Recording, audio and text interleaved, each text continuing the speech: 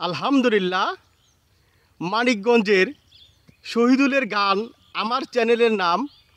গ্রাম বাংলা ঘুরে ফিরে বিভিন্ন লোকেশন ভিডিও করে আপনাদের দেখানোই হচ্ছে আমার কাম।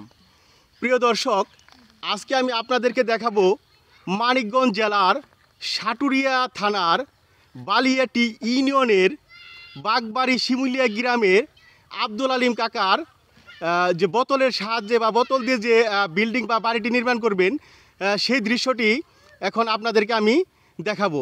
কারণ এই বোতলের বাড়ি কিংবা বোতলের বিল্ডিং করতে গেলে প্রথমে আপনাকে বোতল সংগ্রহ করতে হবে। আপনি কত ফিট বাড়ি বানাবেন সেই বাড়ি সেই জায়গার অনুপাতে প্রথমে বোতল সংগ্রহ করতে হবে।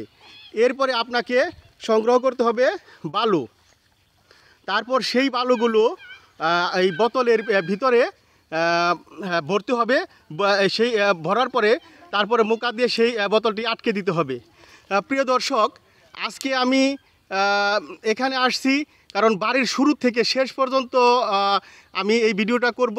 আমি আস্তে আস্তে মানে ধীরে ধীরে ক্রমাগতভাবে এই ভবনটির কাজ সম্পূর্ণভাবে আমি আপনাদেরকে দেখাবো। তো প্রিয় দর্শক, আজকে এই পর্যন্তই।